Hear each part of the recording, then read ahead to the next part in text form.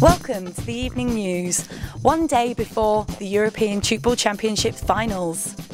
I'll be bringing you the latest updates from today's matches. But just before, here is a quick word from our sponsor. Alpe is involved with Tchoukball because we're all about inclusion. As a payment company that collects payments and provides that facility for people all around the UK, we like to think that we are an inclusive organisation, and that's a great match for Tchoukball because they're inherently about inclusivity as well. Having the European Championships here in Hereford and having Team GB, we really wanted to support them from the start. And what a great place to start. We're supporting Team GB for the European Championships because they're here in Hereford, as is Alpe, so we want to get right behind them from the start. We've got all our staff coming along, hopefully, and we're trying to push it into schools in Hereford as well to make it well known. After yesterday's spectacular matches, day 2 of the tournament was all about establishing the final set of results to determine who will appear in the finals. It was the last opportunity to practice the skills and tactical plays that will be used in the playoffs and championship finals. In the women's tournament, Switzerland, Great Britain, Italy and Germany had all established themselves as likely teams to appear in the semi-finals on Sunday.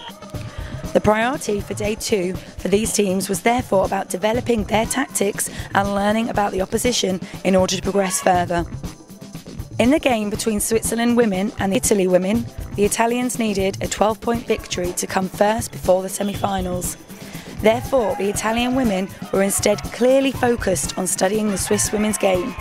The Swiss women won comfortably, 52-39, but the best of the Italians may yet be to come.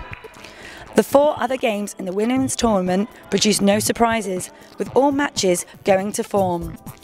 Great Britain women beat Poland women 48-26, despite a strong defensive performance and competitive spirit from the Polish.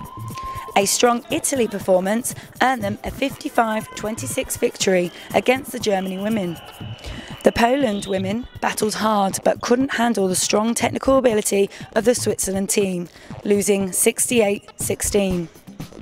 Great Britain finished the day with a professional performance against the German women, winning 51-21.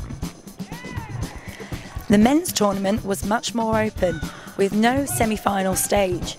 Although leading from Switzerland, Great Britain men needed to win all their games, including a difficult fixture against the Italian men in the final game of the day, to ensure a place in the final.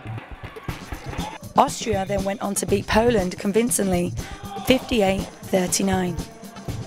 GB Lions put in a strong performance in the first game of the day, with a great movement around the court. They beat the German men 51-40. The Lions were less fortunate against a much more skillful opposition, losing 70-39.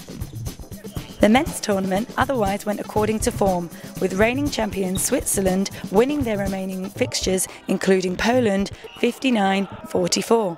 GB Lions 70-36 and Austria qualifying comfortably for the men's final.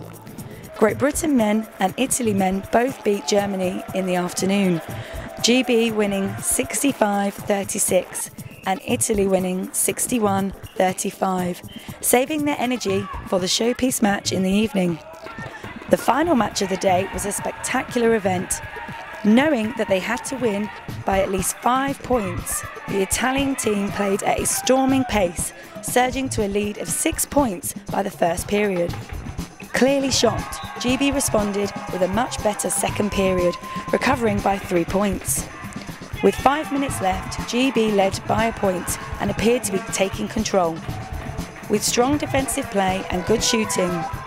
However, the Italians stepped up a gear and eventually won by 4 points, a heartbreaking 1 point off reaching the final. A major feature of the game was the sportsmanship from both sides, with the two teams always admitting when a point was scored and helping the referees throughout. And now, the comments from the GB and Italian coaches. How do you feel after this match? Cardiopalma, ansia e nel frattempo vedevo comunque un bel gioco, buoni punti, buona squadra, molto bello. Bene o male io e Sabrina ce l'aspettavamo, pensavamo di farcela, insomma il rammarico di non arrivare in finale per un solo punto c'è, però è stata una fantastica partita, proprio un alto livello. So how do you feel after this game? Exhausted. No, it was such a fantastic game. We tried so hard to match the Italians technically, and I think we were up there, but it was just so close at so many points. They went ahead, they held the lead for so much of the game. We came back, and I honestly thought we'd win by about 4 or 5 points. But then they fought back again, and it was just so hard in the end. And really, it's a shame that we have to go through on points difference. It was just exceptional. I mean, the defensive play of the Italians, in fact the defensive play throughout the tournament of teams, is a problem for us, because obviously in GB we can train against no one better than ourselves. So when we come to a tournament and people defend like that, it's very hard for us to deal with. So we really had to think our way around the situation tactically. So that's it from another exciting day of the European Tchoukball Championships. Stay tuned to see the latest updates from the playoff matches and the men's and women's final. Remember, if you're here at Hereford, come down to the Point 4 Centre where you can see the best teams in action right here.